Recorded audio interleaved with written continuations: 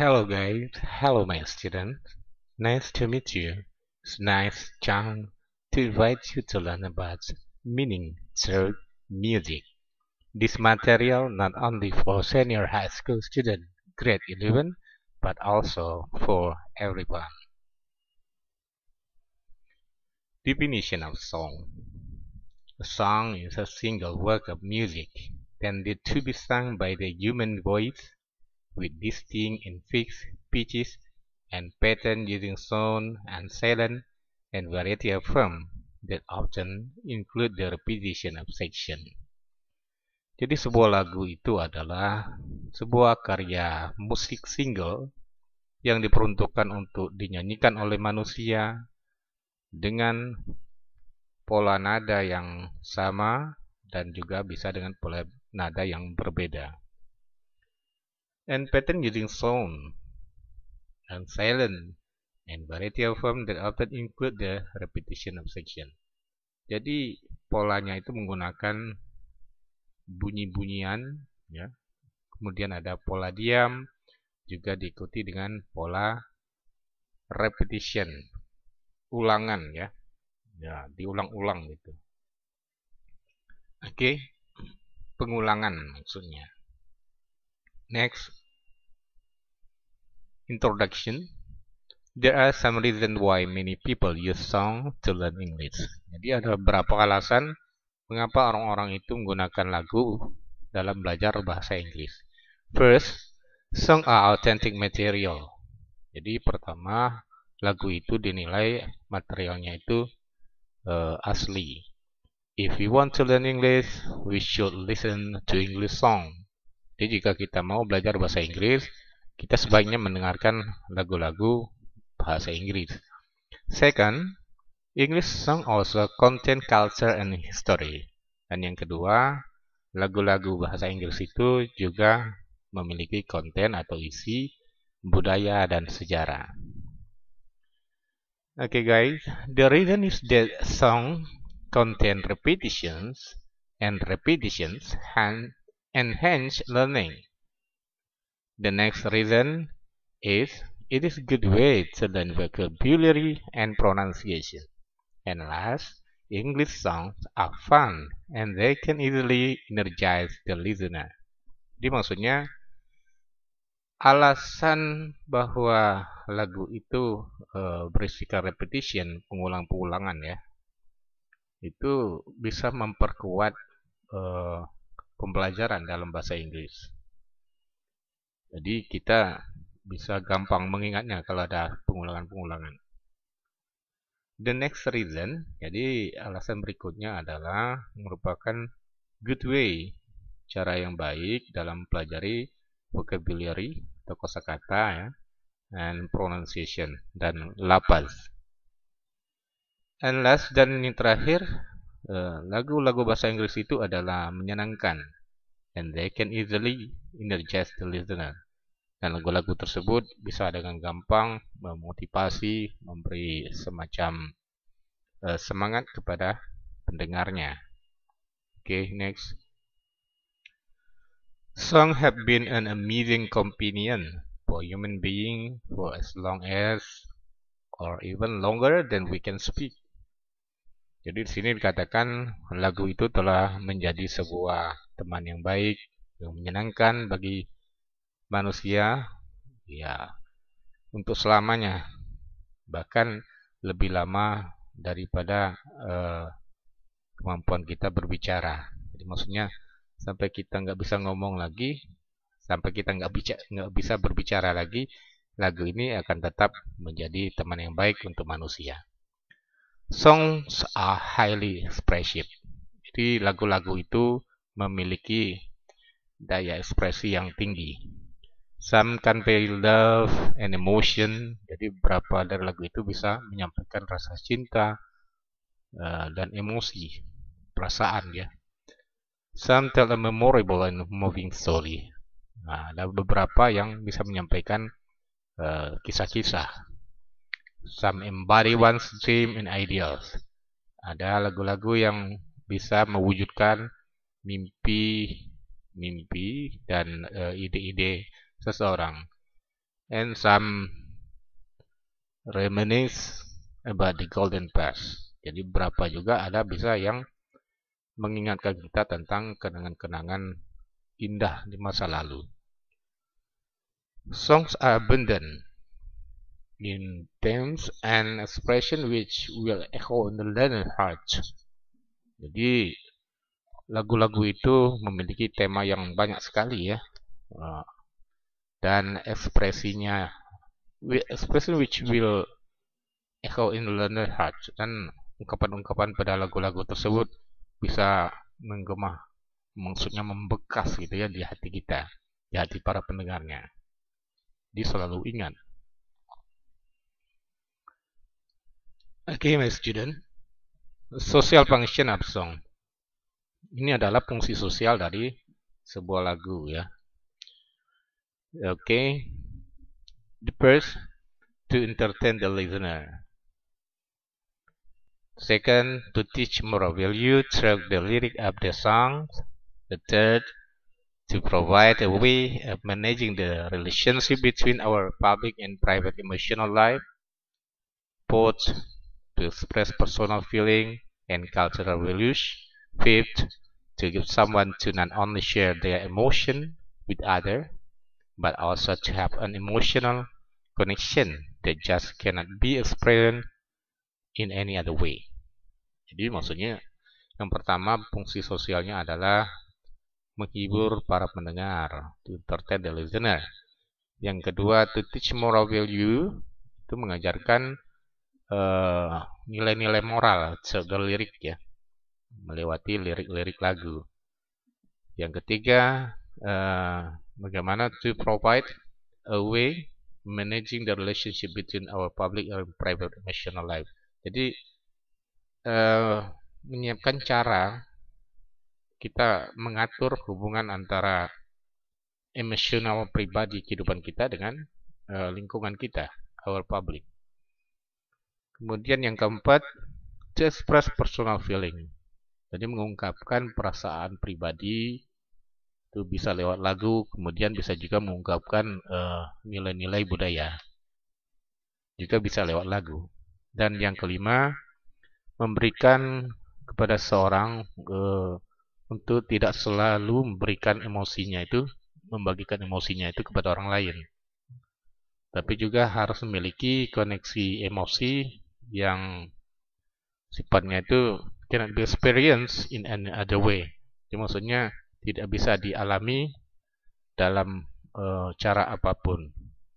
Jadi bisa melewati mengungkapkan sebuah perasaan, emotion ya, pribadi, emosi pribadi, perasaan pribadi itu lewat lagu. Jadi nggak mesti selalu di-share, dibagi ke orang lain. Jadi cukup lewat lagu. Okay, next, general structure of song. Part A, intro. The introduction establishes melodic, harmonic, and rhythmic related to the main body of song. Di pada bagian intro ini terdiri dari melodi, harmoni, dan irama, ritmik yang berhubungan dengan bagian utama dari sebuah lagu. Part B, verse. It is the section of the song structure that tells the story. This is the exposition describing the scene or the person or an emotion. There are usually 2 or 3 verses in a row that have the same musical structure, the same rhyme and poetic meta, but different words. The second verse belong the picture painted in the first verse, etc. Jadi maksudnya pada bagian verse ini adalah sebuah verse ini adalah sebuah bagian struktur lagu yang menceritakan kisah ya, sebuah kisah.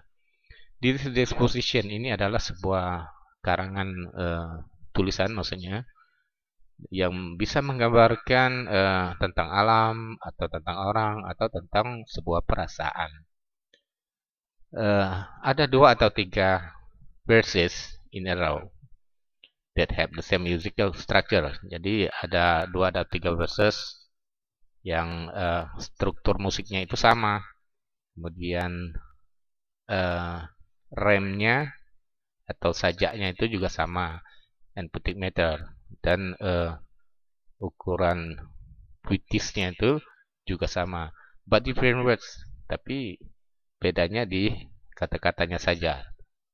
The second verse built on the picture painted in the first verse. Jadi maksudnya pengulangan yang kedua itu itu menggambarkan pengulangan yang pertama. Ini maksudnya isinya sama antara satu dan kedua. Okay, next. Part C. Chorus or refrain. Chorus is the most repeated section, so it's the easiest remember. Jadi sebuah chorus itu adalah seksi yang paling sering diulangi. Jadi ini bisa sangat paling gampang untuk diingat. A chorus is the summary of the song story. Jadi chorus itu adalah rangkuman dari kisah yang ada di lagu tersebut. All the verses have been leading up the chorus. Jadi semua verses atau pengulangan tersebut itu arahnya ke chorus. And usually the part of the song people sing along with. Dan biasanya bagian-bagian ini sering diulang-ulang dinyanyikan oleh orang. A chorus can come at the beginning of the song structure.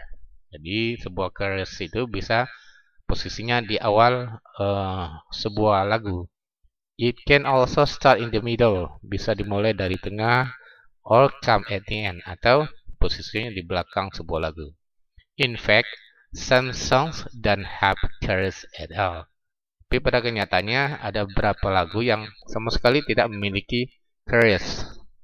Some people are usually confused to differentiate between choruses and refrain, sehingga membuat orang-orang biasanya bingung untuk membedakan antara chorus dan refrain. Jadi kita harus tahu beda apa itu chorus, apa itu refrain. Okay, now pay attention at the blue words. Jadi coba perhatikan pada kalimat yang berwarna biru ya. A refrain is any line that repeats in the song lyric, while a chorus is any group of lines that repeat. Nah, di sini bisa dibedakan bahwa refrain itu adalah satu garis yang diulangi, satu garis kalimat ya yang diulangi dalam lirik lagu. Sementara sebuah chorus ini any group, sebuah kelompok kalimat yang diulangi. Jadi itu saja bedanya. Next. Part D, break. A break is actually a brief rest or a pause for the core melody within a song used to add further dimension and excitement. It may include a quick instrumental solo or drum interlude, or it may be a brief moment of silence or combination of each these elements. Oke. Jadi yang bagian D ini adalah break. Oke. Nah, pada bagian ini sebenarnya break ini adalah sebuah brief rest. Jadi istirahat atau pause, berhenti sejenak. The core melody within song used to add. Jadi saat itu melodi ditambahkan, ya. Jadi melodinya dimainkan.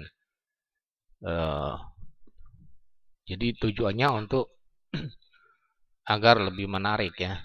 Sebuah lagu itu ditambah dengan selingan melodi. It may include a quick instrumental solo. Jadi ini bisa jadi kita memasukkan sebuah instrumental yang cepat atau drum interlude, drum sejenak ya, selingan diseling-selingi dengan drum, or it may be brief moment of silence, atau ini bisa dijadikan sebuah momen yang momen diam, or combination of each of these elements, atau bahkan bisa dikombinasikan antara elemen-elemen ini. Oke. Part E, bridge. Nah, kalau yang part B itu break, yang part E ini adalah bridge. This is part of the song that shape. It can suddenly change tempo or volume or instrumentation. The bridge is the section that gives the audience time to reflect on the story or gives them the climax or conclusion of the story through verses and chorus. Bridge can be used to give the singer break. Jadi break ini adalah sebuah bagian dari lagu yang the shape, yang dipertegas, yang diperjelas ya.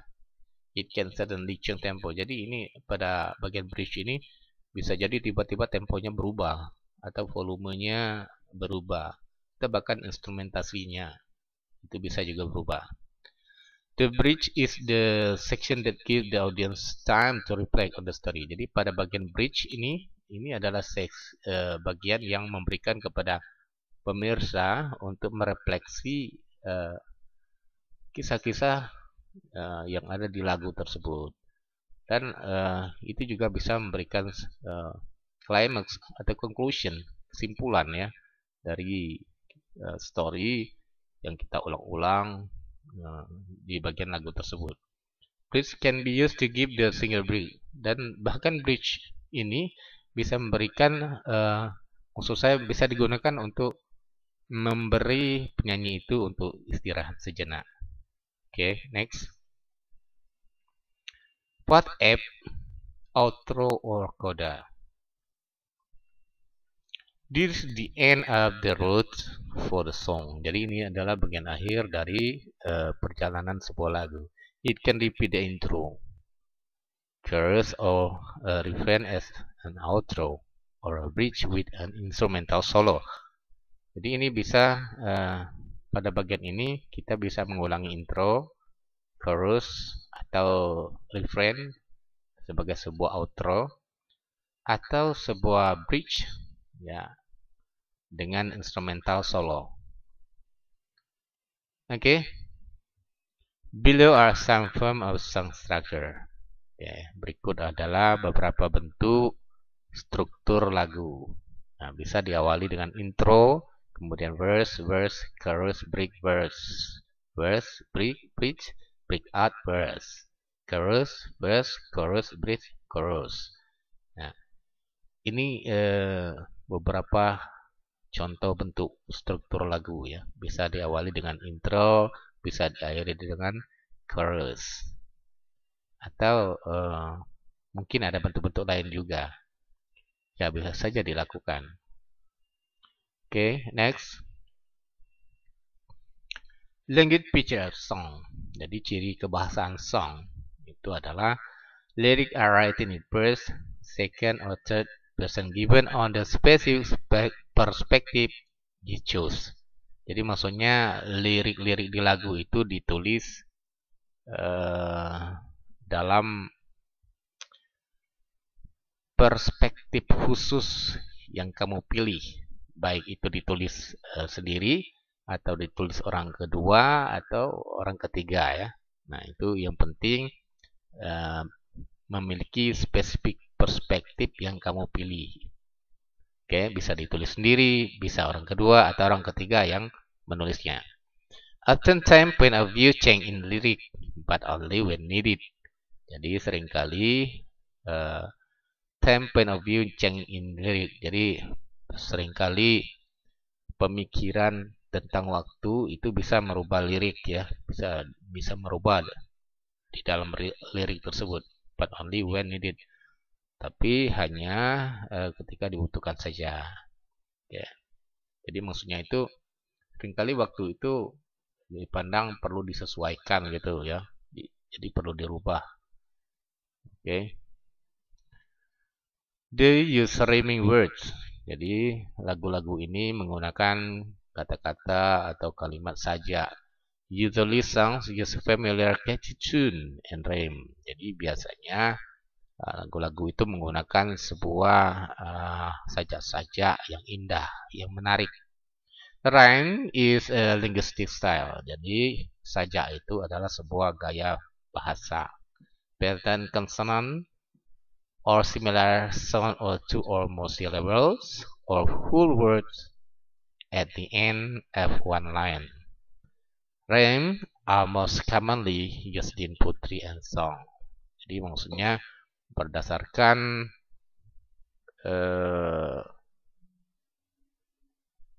consonant or similar sound, keseragaman atau kemiripan bunyi ya. Jadi lagu itu dibuat berdasarkan saja yang memiliki kesamaan atau kemiripan bunyi dari dua atau lebih suku kata syllables, atau semua kalimat-kalimatnya itu berakhir dengan satu line ya, satu garis. Jadi maksudnya satu bentuk. Nah, maksud satu bentuk itu bisa antara konsonan dan similar sound up to more syllables. Jadi maksudnya beberapa suku kata itu memiliki maksud yang sama gitu ya. Oke, rhyme are most commonly used in poetry and song. Jadi sajak-sajak itu sebenarnya paling sering digunakan pada puisi dan lagu-lagu.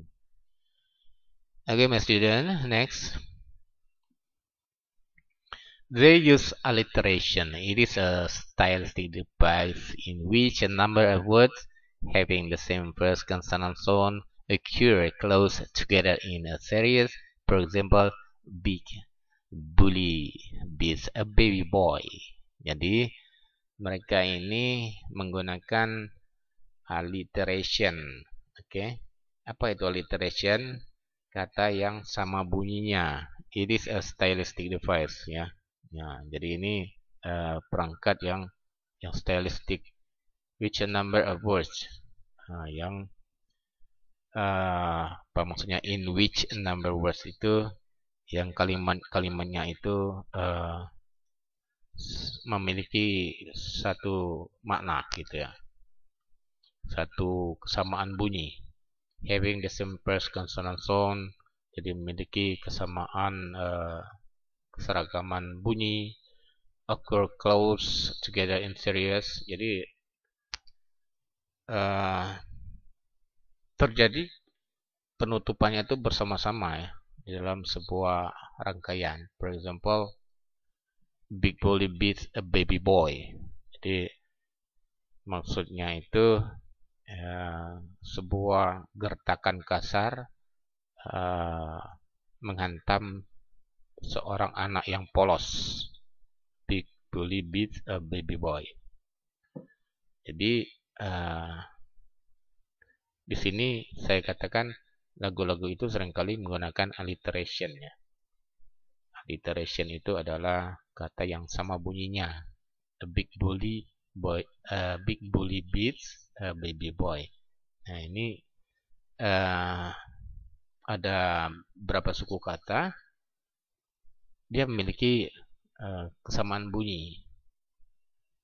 Okay, next. Some songs use poetic devices such as figure of speech and imagery, while songs can paint a vivid picture since they are longer mediums. Imagery can be found in just a single sentences as well. Imagery is vivid descriptive language that appeals to one or more sense, such hearing, touch, smell, and taste. For example, her blue eyes were as bright as the sun, blue as the sky, but soft as silk. A figure of speech is a word or phrase that has a meaning something different than its literal meaning. Jadi maksudnya berapa lagu itu menggunakan phonetic device, menggunakan sisi-sisi puitis ya, such as figure of speech and imagery. Jadi maksudnya figure of speech itu majas ya. Oke. Well, song can paint vivid. Sementara lagu-lagu itu bisa menggambarkan gambaran yang jelas. Sejak mereka itu karena mereka itu memiliki medium yang lebih luas gitu ya.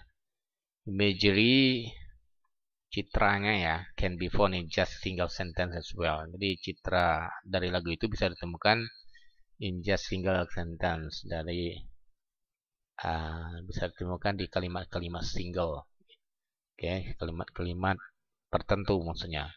Imagery is vivid descriptive language. Jadi citra itu adalah